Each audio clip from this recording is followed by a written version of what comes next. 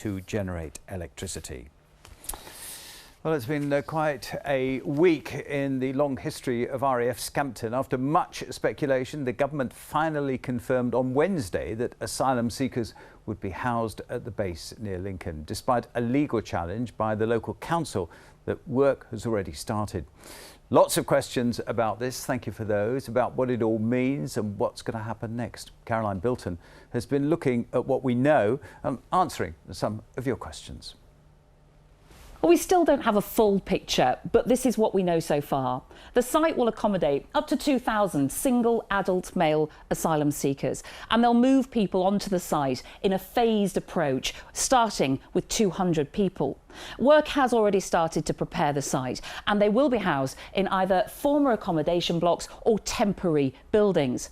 A lot of questions on this from you, a lot like this one from Jill, who asks, how will the police and the NHS cope? Well, the government says there will be basic on-site healthcare to limit the pressure on the NHS. So there will be on-site doctors and dentists, and we understand that a meeting will take place next week about what that means in practice. The site will have its own 24/7 security, which includes mobile CCTV. This is what Lincolnshire's Police and Crime Commissioner Marc told us last Wednesday.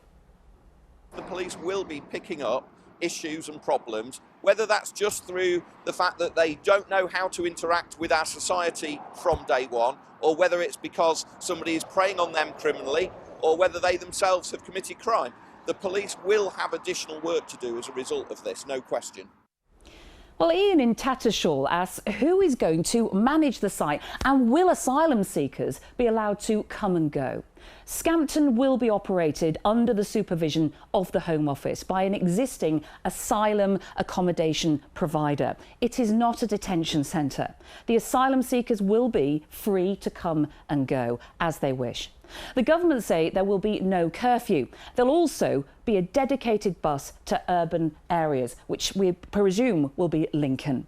A lot of questions are being asked about how long Scampton will be used for this purpose. The government says it is temporary, but it can't tell us exactly what that means. The local authority says it hasn't been told either. Clearly, there's concern that this could impact on the proposed £300 million renovation that is planned for RAF Scampton. But the government has said this. We do see this as a short-term arrangement, and we would like to enter into an agreement, as he knows, with West Lindsey District Council so that they can take possession of the site at a later date, and their regeneration plans, which are extremely important for Lincolnshire and the East Midlands more generally, can be realised in due course. Well, from today, the Red Arrows will no longer fly over Scampton for training. This is what was thought to have been their final practice over the base yesterday. Work has already started to prepare the site for the new arrivals. Discussions on logistics and how services will be provided will all begin next week.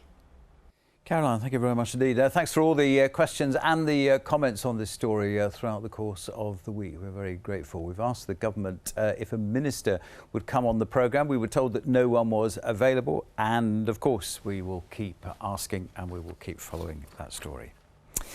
That's been the law for drivers.